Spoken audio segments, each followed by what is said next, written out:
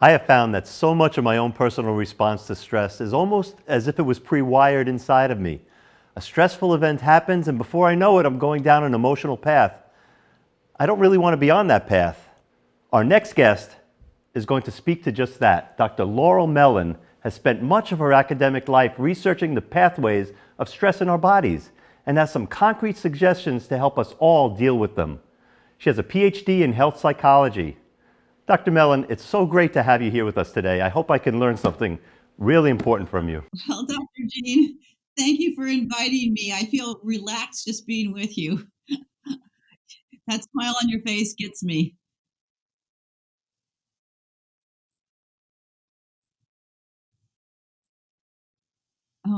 My story was about 30 years ago. I was trying to deal with childhood obesity and why kids were stress eating, and I was using cognitive behavioral therapy. I knew it didn't work, and I happened to get lucky because I was at the university, and I went back in the research from 1940, and I found that stress or these drives we have, anxiety, depression, overeating, are really just about the brain, and the brain is emotionally stressed out.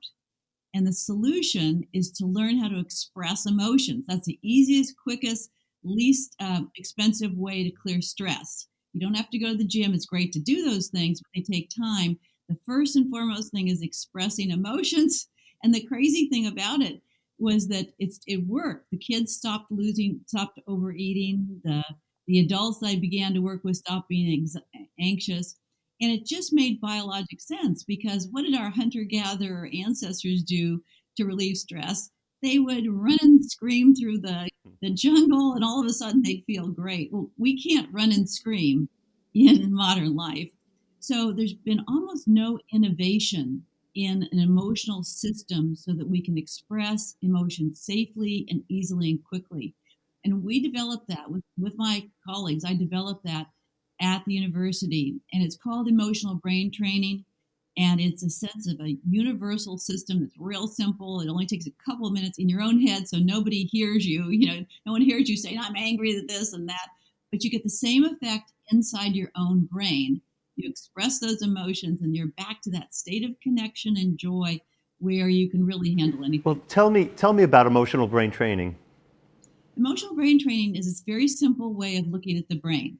So we see stress outside of us, but actually, it doesn't matter what's outside of us. It matters what gets into our brain. And once that stress gets into our brain, it forms all these wires of stress. You ever feel triggered where all of a sudden you're really stressed out, just like you were talking about, Dr. Jean? Well, these wires in the brain are, it turns out, up until 10 years ago, we thought, well, they're hardwired.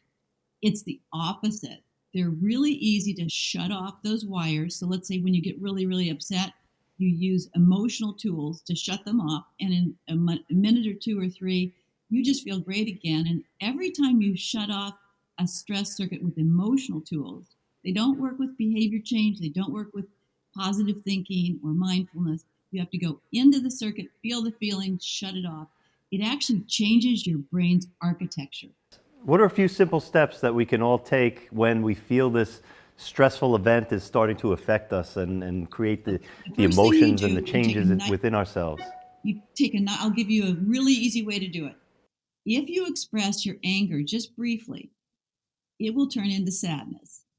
Sadness turns into fear, and fear turns into guilt. Oh, what could I have done differently? Once you've done those four, your positive emotions are going to start ramping up, or you're going to find some kind of an old message in your brain to change, like I get my love from food, or I get my safety by being perfect, or whatever that is, and you can switch it. So it's those four feelings. Now what's interesting is, for your viewers, you probably have one of those four feelings that don't work. Either as a child or later on, you were told that it wasn't okay to be angry or sad or afraid or guilty. With me, I was told I couldn't be guilty because I had to be perfect. And I was told I shouldn't be angry because girls don't get angry. Well, that it destroys everything. And in a national movement, we need people to have these skills because if you have all four of them, angry, sad, afraid, guilty, what's going to happen is the anger alone will stop sadness from becoming depression. There's so much to understand here. Where can our viewers go to learn more? You go to our website because at the website ebt.org, EBT for ebt.org. emotionalbraintraining.org, what happens is you can get the app, and with your membership, you get a complimentary coaching session from me or from another provider. You also get a copy of the book, and there's forum boards, there's communities, there's Here's such. your book right here. EBT.org. Well, thank you so much for joining us on the show today. Thank you, Dr. G.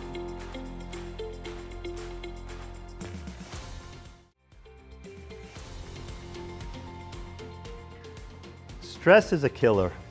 It affects our metabolism, our blood pressure, our eating habits, our relationships. It affects everything. We can do some things to avoid stressful situations, but the bottom line is that we have to learn to manage stress each and every day of our lives. Let your body heal you. Having fun is the best stress relief. Laugh and smile. When you laugh, you release powerful health-enhancing hormones like endorphins, and laughter actually enhances your immune system. Laugh, release those hormones. Enjoy the cleansing feeling and emotional release of a good long laugh. Feeling down? Just change your focus. Humor allows us to see the positive in any situation, and the new perspective will change everything. It's so important to surround yourself with people who make you laugh and smile, and not people who bring you down.